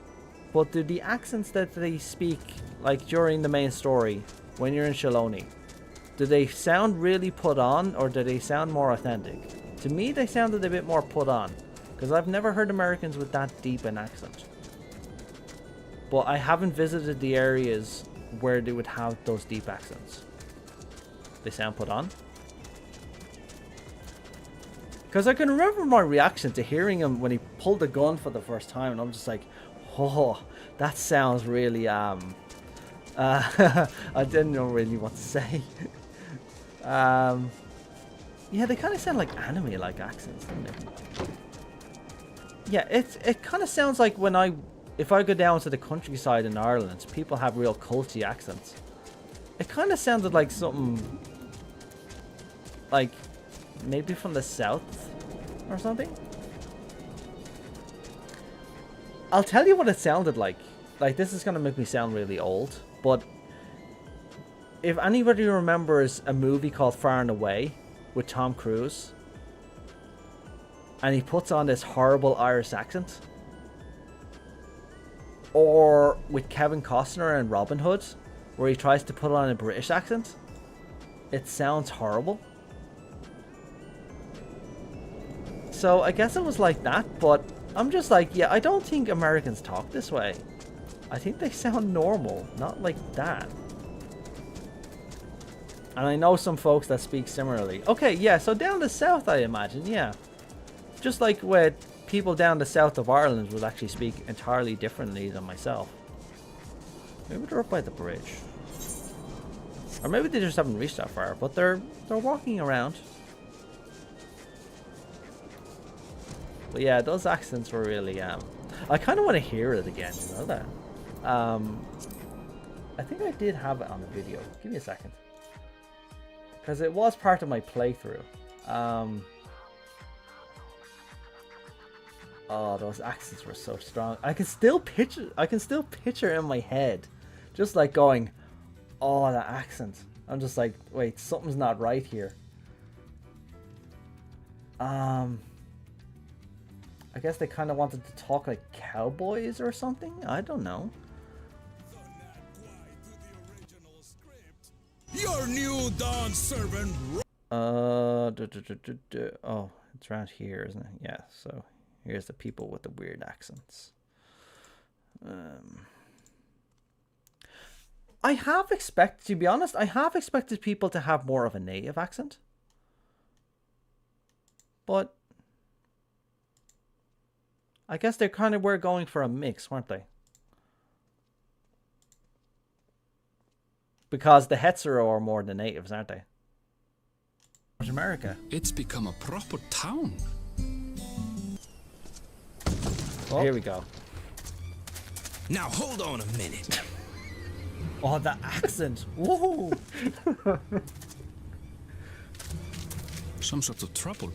Oh, they're gonna have a Western shootout. Oh, this is cool. Okay, let's do. Everyone's gathering around to see them shoot I'm each other. talking to you, you old bastard. Oh, the accent! Holy shit! Give me strength. For the last time, the investigation is closed. There's no refuting the evidence.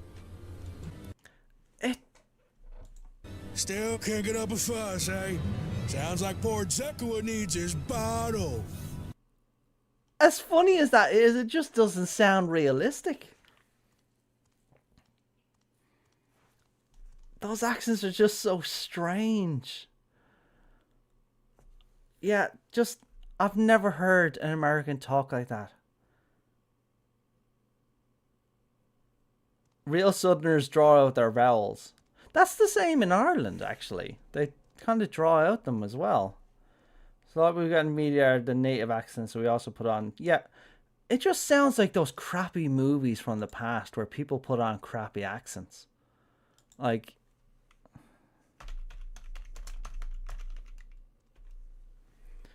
Kevin Costner,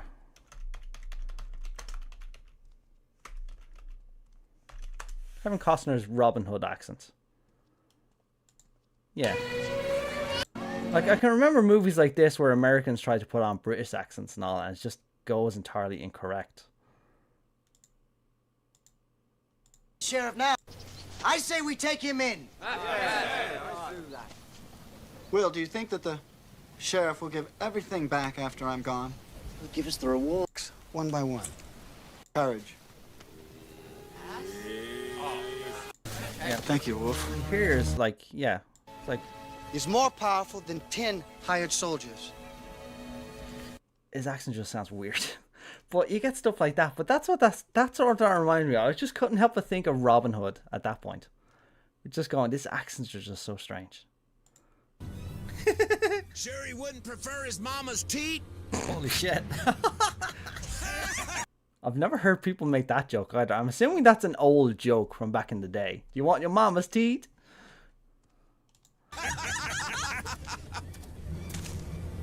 Oh no. He's gonna lash out now. Like a child, will you? My friends haven't done anything wrong, damn it! They've been framed! See, the accent kind of changes there as well. Like his own accent is coming out because he's trying to force out his accent. It's the same with me. Like my original accent will come out when I'm trying to portray that I'm very angry. So like, listen to hell here, you. Like my accent will come out. My accent, your normal accent comes out when you're very excited or you're very angry. Or at least it does with me anyway. But anyway, that's that. I couldn't find any more sightings of Prish. And I'll be honest, I can't pronounce the other guy's name. I tried to pronounce it and I couldn't pronounce it. Let me check the springs just before I finish off. So I think I'll finish the stream here, but I'll just see if there are the springs before I do anything else.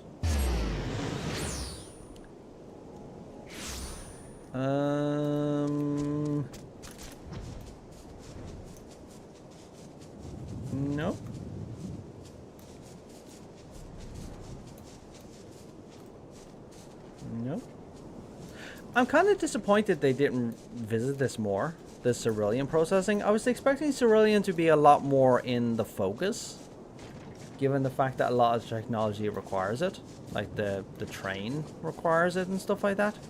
But they didn't really visit it that much, and I'm kind of disappointed.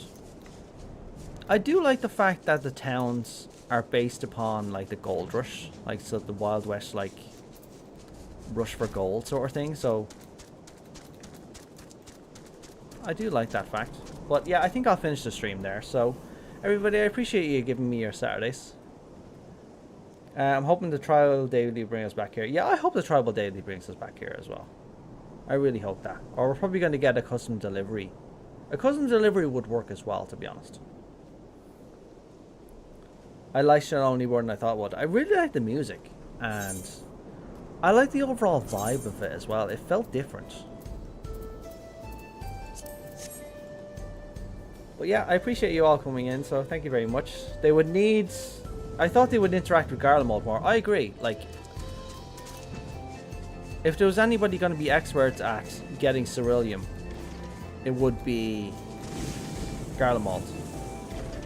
You can see all the pipes venting constantly as well. These are... Yeah, so these are pumping them out of the ground, just like with oil. And then it's going through processing, by the looks of it. Yeah, so they're all just... So this is all raw Cerillium that's just getting put into... Well, there's nothing in those barrels. But, I think that's what they're doing. But it's a very, riggedy process. It's not a very professional process like with the, Garleans. Like, they're pros at getting Cerillium out. But then again, these guys only realized Cerillium's potential because the Guardians invented it, I think. Yeah, I hope we're getting custom deliveries here in 7.15. I wouldn't mind it.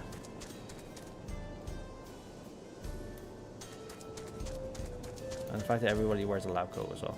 It's interesting. Well, they're not lab coats, but yeah, kind of like it. Anyway, I'll finish there. So everybody, enjoy the rest of your weekends, and I'll probably put this in video format just to cut out all my monologuing and stuff. Pumping out life energy, which has been linked to the live stream. We don't know that for certain, do we? We know Cerillium is etheric in nature, but we don't know whether it's the life stream or not. I mean, there is definite comparisons to Mako energy in Final Fantasy VII, but we don't know that for certain. I mean, I'd love if somebody actually told... Ooh. I'd love if somebody told me that, but I think it's just like oil. But it's not oil. It's not burned. So Cerillium is just aether-rich fluid, essentially. So you put it into a container. You put that container within a Magitech engine or a machine, and it uses the etheric energy from it in order to power its engines, essentially. Oil from the final days. It's ground up monsters and ancients that have decomposed and come into that, yeah. Yeah, I need to... I've done videos on Cerillium before, but not massive amounts. But I do hope you revisit it, because you get cool stuff like this, like Cerillium Anatas, like these Anala that have just been corrupted by Cerillium. And they're cool looking. But yeah, it's the MacGuffin of Final Fantasy.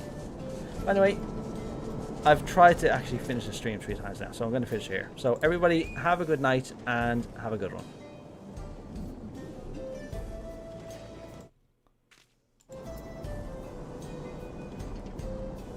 I'll finish off now and I'll forget something or something. I always end up forgetting some. Good night. You know what, I'm just going to check one more place just to finish off. I want to see if they're hanging out with the... Because we already see that they're with the Moblins. But maybe they're with the...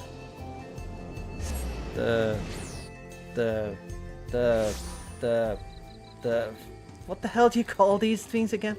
The Hanu. Yeah, I always forget their names. Are they hanging out here? I'm frankly I'm going to end up doing this. Do you know that? As soon as the stream ends, I'm going to end up looking around every nook and cranny for these guys. Screw it. I'm looking around truly all out because I'm doing it here just so. Okay, never mind. I'm back to my senses. Okay, all right. If I was Prish, the weirdo that I am, where would I be? I would get a taco. I would get a taco. Yeah, I think she's down by eating more tacos. That's my bet. Where's the tacos? Tacos are up here. Or with the alpacas. Yes, that's a good point. So she's not here eating taco. Do you know what this annoys me as well? If you had the cutscene, if you recall the cutscene with us all sitting around eating our tacos. So you watch Prish go through the process of eating our taco, but then it all cuts to black when we try to eat our taco. So we've never seen ourselves eat a taco. Granted, they'd have to model the movements like 20 or 30 different times to account for every race. But I kind of wanted to watch myself eat a taco. We've seen ourselves pour drinks and drink drinks before. I wanted that again. I wanted to eat a taco. But yeah, I'm getting off topic. Although I'm not really on a topic right now. I'm wandering around like a weirdo on a Saturday night looking for 2 NPCs. This is how I spend my days on FF14. I wander around looking for weirdos and random things just so I can put them in a video. That's my life. This is what my life has become. Wandering around looking for little things. But you know what? I wouldn't have it any other way. I play these games so I can wander around looking for these random little things. How do everybody else say taco? How is taco said everywhere else? I say taco. Primarily because everybody on TV and on the internet says taco. Is it taco or taco? So I emphasize the A for taco, or is it taco?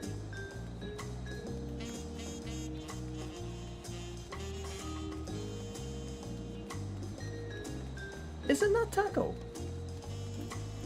You're making me doubt myself now. Just like, do I want to say taco that way?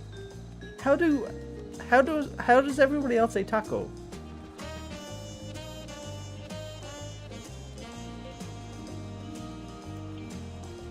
I don't recall any other way of saying taco. Why am I thinking about this? What have you done? What have you brought this up for? Is she over by the airships?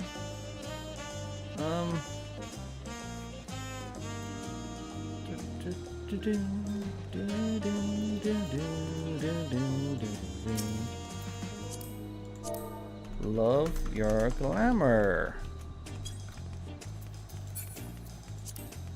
In case you don't know, I love complimenting people's glamour because people work so hard on their glamours. It's good to give them a compliment, especially when their glamours look really good. Like if somebody came up to me and said I love your glamour, that would make my day. Nobody's ever said that to me though. I'm not really good on my glam game, and my glamour never really changes, primarily because of the onion. Right, she's not at the alpaca. She's not at the airship.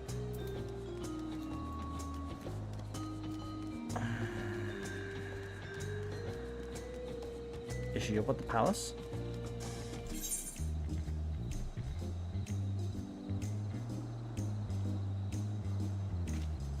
Ah, so you just go taco. Now that you're saying this, you know that I can kind of picture how the Canadians say taco, because my wife says taco differently. She says taco. So like taco rather than taco. So taco. Is that how you say it? Taco.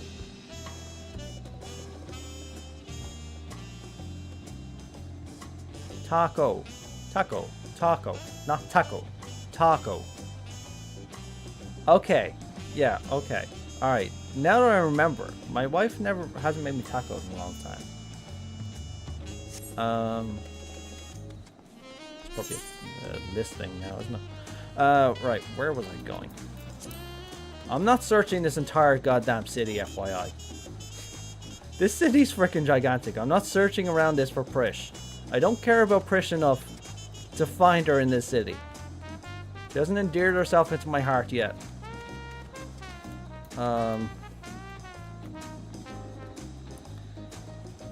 Yeah, my accent is pretty weird.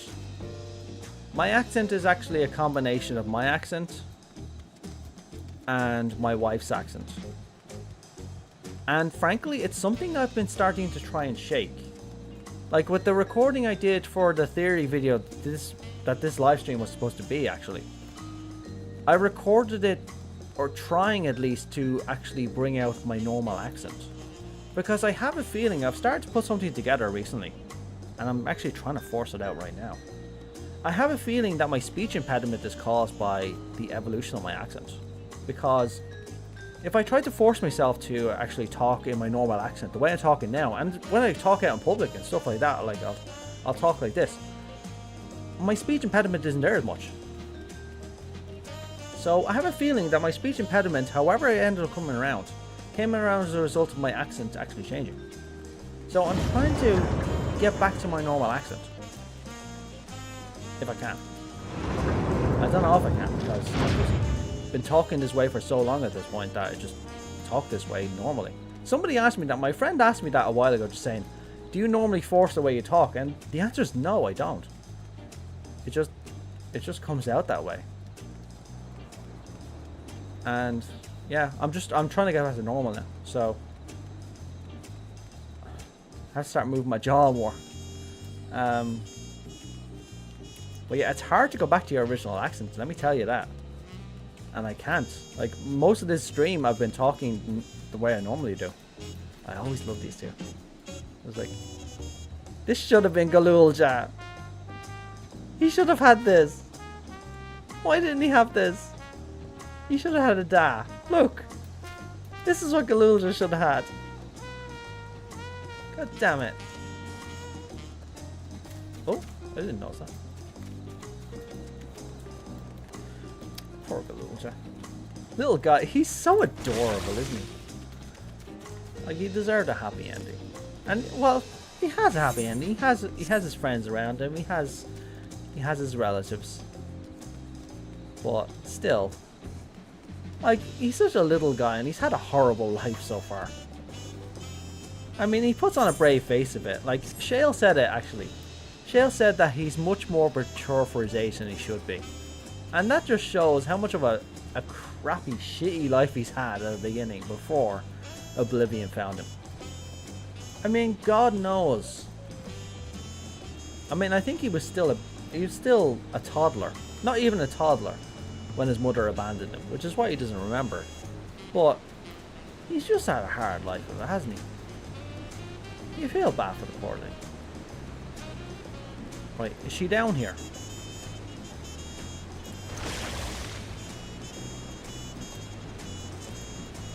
The Gulool story really hit me harder than I expected. It hit me harder than I expected.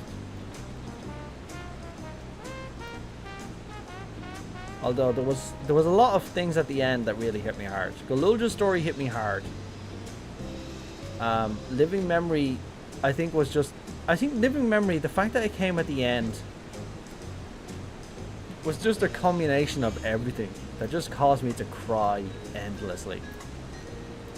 Like, if you've watched my playthrough, I cried so many times. But I've said this in the past already, that the story of Dawn Trail, the fact that it centers around life and death and the loss of people and whether you remember them or not, hit me harder primarily because I lost my mother in January. So in many ways I'm still actually getting over it, like, to be honest. I don't think I'll ever get over it. But it hit me harder primarily because some of the scenes in Living Memory, specifically because they involve multiple mothers. You have Wukalamat dealing with her pain. You have Aaronville and his mother, Kokiwa. So it was gut punch after gut punch, to be honest. And when I was watching those scenes, the main thing I was thinking about was my mother.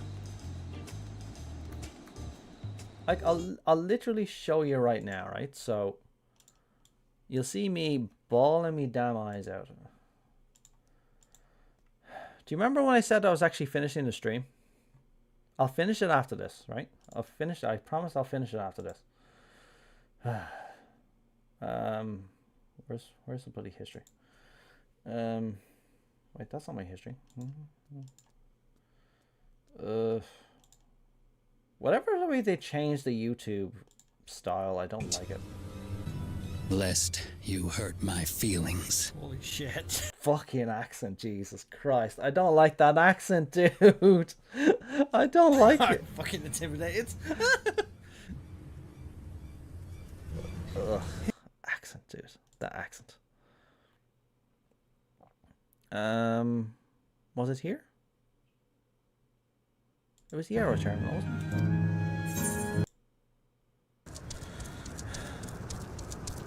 Yeah, it was.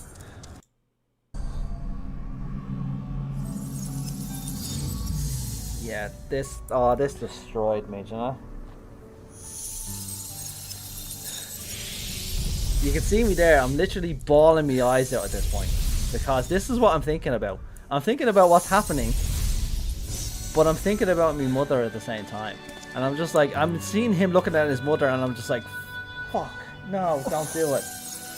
I was just like, no, don't do that to me, please. No.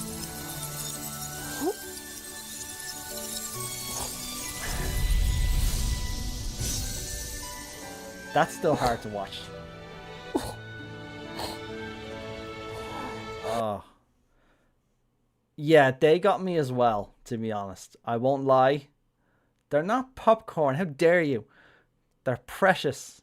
But yeah, they destroyed me as well. Store. Oh.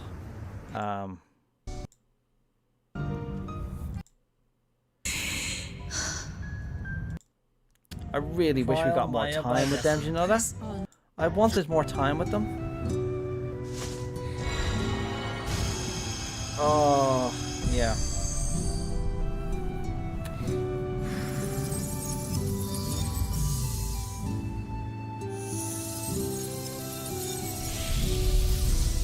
It's just that you're ending so many lives and you're just like, fuck. And you see them all just going about their business and disappearing. And then it cuts to... and you're like, no. I mean, this is what they wanted, sure. But... fuck me, did it hurt.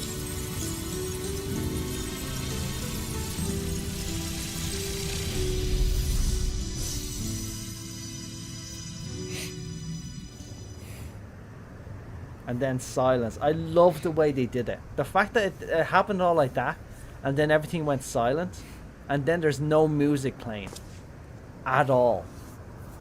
It's just so strong. The cinematography. Her parents didn't have a need to stay around, and being erased was their desire. So you see me walking back, right? I'm happy. But there's we could nothing. There's no sounds, no nothing. Actually. None of the eerie music, no nothing. It's just a powerful statement. Video or anything. I'm gonna go this way because they didn't really go this way. Yes, we don't really have an answer to that. You know that, like, they obviously designed this zone twice, and we don't know whether or not they're gonna bring it back to normality. But they don't really have a reason to. I mean, granted, we have one salvation, which is we can bring the zone back ourselves. So, New Game Plus, any New Game Plus rather. And then everything goes back to normal.